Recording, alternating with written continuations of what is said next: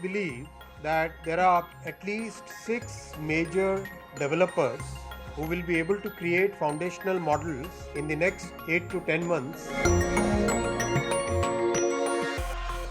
I'm Jin, your personal AI assistant for the journey.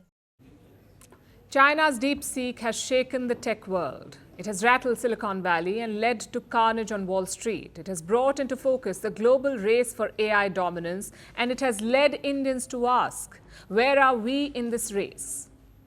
Now, the government has joined this conversation. It says India is building its own AI model, one that can compete with the likes of ChatGPT.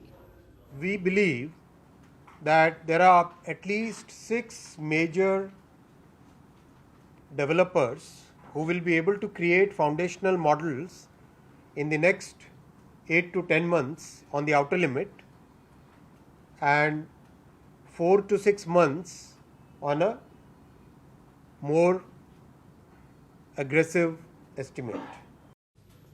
That was India's IT Minister Ashwini Vaishnaw. He says the government has identified at least 6 developers. They have 4 to 8 months to develop this world-class model, as he put it. The minister did not say who the developers were or what this project will cost. But this is perhaps the most significant declaration of intent from New Delhi. India wants to build an AI model of its own, one that can not only perform like the likes of ChatGPT and DeepSeeks of the world, but also cater to India's cultural diversity, something that is compatible with different Indian languages and may mitigate biases which have been seen in other AI models. That is what India aims to do, but how will it do it? New Delhi is taking a multi-pronged approach. For starters, it is involving private players to procure computer chips, the ones needed to build these AI models. You need special chips for them. Private companies are buying those chips. 10 Indian companies have managed to get almost 19,000 chips. The initial goal was 10,000 chips, to get 10,000 chips to India. But now Indian companies have got almost double the number, 19,000. Now, most of these chips are from NVIDIA, which is an American company, making the most advanced chips in the world. As of today, NVIDIA is the gold standard for AI computing. So 10 Indian companies have got 19,000 NVIDIA chips. Now, the government is planning to consolidate these resources to build a common compute facility. Here, the private sector will use whatever it needs. At the same time, it will contribute to the computing power of the facility. What does that mean? What is a common compute facility? Think of it as a library, which is open to everyone in the community, where anyone can walk in, take a membership at a subsidized rate, and gain access to the books that interest them. The librarian helps you get the books you want. You pay for your membership, and this money is then pooled in to buy more books so that everyone can use them. That's typically how a library works, and that is how the common compute facility will work, with the Government of India as its librarian. And anyone can be a member. Students, startups, researchers, companies, everyone will be able to access this facility. They will be able to use its superior computing power, build useful AI tools, and conduct meaningful research. And what's the fee to use this library of chips? Between $1 to $2 per hour. That's less than 200 Indian rupees. The Indian government is offering access to AI chips for barely a few hundred rupees. Globally, the prices are higher. Access to such chips can cost up to $3 an hour. In India, it is 40% cheaper because the government is subsidizing it. So how soon can India start this facility?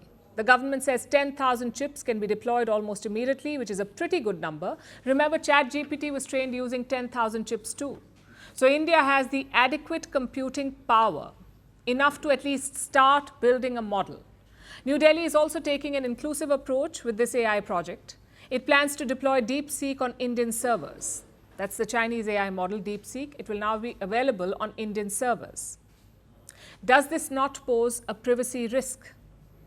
DeepSeek is, after all, a Chinese model. There are data risks associated with it. So will this move leak India's data to China? Experts say that will not happen. The makers of DeepSeek have released its code, so it is open source and open weight, meaning anyone can access and replicate it, and anyone can build on it. It's a bit like Lego. So India wants to use this base to build a different AI model. a model tailored to Indian needs without compromising India's data security. Basically, an Indian version of DeepSeek. Long story short, India is serious about AI development. It has adopted a comprehensive approach. The government is investing resources and funding key projects. It is engaging with the private sector. It is also studying existing models to learn and adapt. India's AI efforts are off to a good start, but it still has a long road ahead. The past few weeks have made one thing quite clear. No single player controls artificial intelligence. For all of America's advancements, there is no monopoly. And India is well positioned to establish itself in this space. We're calling the show Vantage. We hope you like what we put together for you. And touted as the minimum defense from that video. India's neighbors were the first to send the special edition of Vantage live from the White House throughout this week. Yes, Hindu Mandir we're on our way to Tel Aviv. Measure, but it's also the perfect way to drive. I don't think that Prime Minister of Bhutan, Sherin Tagwe. Welcome to 60% of the world's office. Prime Minister Modi did the iron. We were actually How are you doing? How do you like? It's been 1 year since that meeting. Iron bars separate you from the outside. Out the vote effort. Trump had, it says, and at $4.3 trillion. 300 billion by 2030. That's what we need to tackle climate change.